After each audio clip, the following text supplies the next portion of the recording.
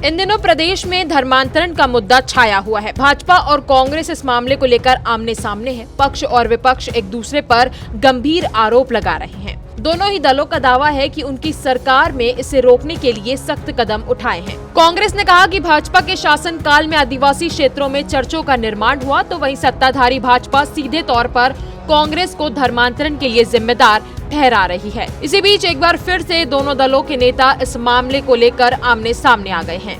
एक बार फिर से चर्च की संख्या को लेकर कांग्रेस ने भाजपा को चुनौती दी है।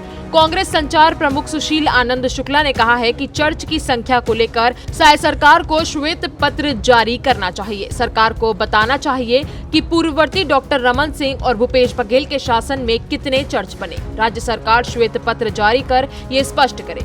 सुशील आनंद शुक्ला ने दावा किया है कि कांग्रेस के शासनकाल में कोई चर्च नहीं बना है। अखिल भारतीय कांग्रेस कमेटी के पूर्व अध्यक्ष, कांग्रेस के वरिष्ठ नेता श्री राहुल गांधी जी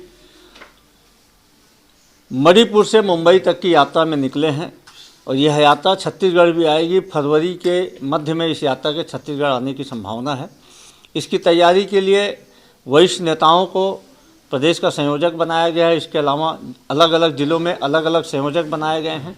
विभिन्न प्रकार की कमेटियां बनाई गई है। इन कमेटियों को इस यात्रा के सुचारू रूप से संचालन की जिम्मेदारी दी गई है और बड़ा उत्साह का वातावरण है कांग्रेस जनों में, छत्तीसगढ़ के लोगों में कि राहुल गांधी जी जनता की आवाज़ उठाने के उद्देश्य से जो यात्रा निकाल रहे हैं वह यात्रा छत्तीसगढ़ से होकर गुजरेगी। मुख्यमंत्री जी बोल रहे हैं कि धर्मांतरण जो है वो मिशनरियों की वजह से बढ़ी है और पिछले 5 सालों में भी उल्लेख कर रहे हैं, क्या कहेंगे? देखिए, अब तो देश में भारतीय जनता पार्टी की सरकार है, प्रदेश में भी भारतीय जनता पार्टी की सरकार है।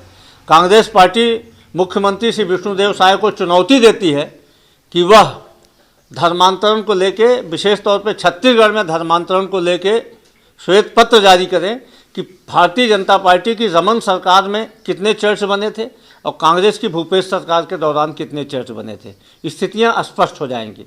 भारतीय जनता पार्टी की जब जब प्रदेश में सरकार रहती है या देश में सरकार रहती है, वह स्वयं धर्मांतरण को बढ़ावा देती है ताकि इस मुद्दे पे बयानबाजी करके मतों का ध्रुवीकरण कर सके। भारतीय जनता पार्टी को हिंदुत्व से, सनातन से कोई मतलब नहीं है। वो अपनी राजनीति करने के उद्देश्य से इस प्रकार की चीज़ों को प्रसारित करती है। छत्तीसगढ़ में भी जो धर्मांतरण की बातें हैं उसके पीछे भारतीय जनता पार्टी है। नहीं तो श्वेत पत्र जारी करके बताएं कि प्रदेश में कितने चर्च रमन के 15 साल के कार्यकाल में बने थे, उसके पहले कितने चर्च थे और हमारी सरकार के 5 साल में कितने चर्च बने। ये लोकसभा चुनाव है, इस वजह से फिर एक बार मुद्दा गरमाने की कोशिश कर रही है। निश्चित तौर पे भारतीय जनता पार्टी राजनैतिक उद्देश्य से धर्मांतरण की बातें करती है। 6 महीना पहले ही सुप्रीम कोर्ट ने केंद्र सरकार को यह निर्देश दिया था कि यदि देश में धर्मांतरण बड़ी समस्या है तो पूरे देश में धर्मांतरण को लेकर कानून क्यों नहीं बनाया जाना चाहिए। तो जब भारतीय जनता पार्टी की पूर्ण बहुमत की सरकार है तो सुप्रीम कोर्ट के इस निर्देश का पालन क्यों नहीं हो रहा है। बाहर आप बयानबाजी करते हैं, धर्मांतरण की बातें करते हैं, लेकिन वास्तव में हकीकत में कुछ ऐसा है तो इसको रोकने के लिए ठोस प्रयास क्यों नहीं करते हैं। महज लोकसभा चुनाव के मद्देनजर भाजपा प्रदेश में धर्मांतरण का मुद्दा उठा रही है। वहीं दूसरी तरफ छत्तीसगढ़ की साय सरकार धर्मांतरण के खिलाफ कानून लाने पर गंभीर विचार कर रही है।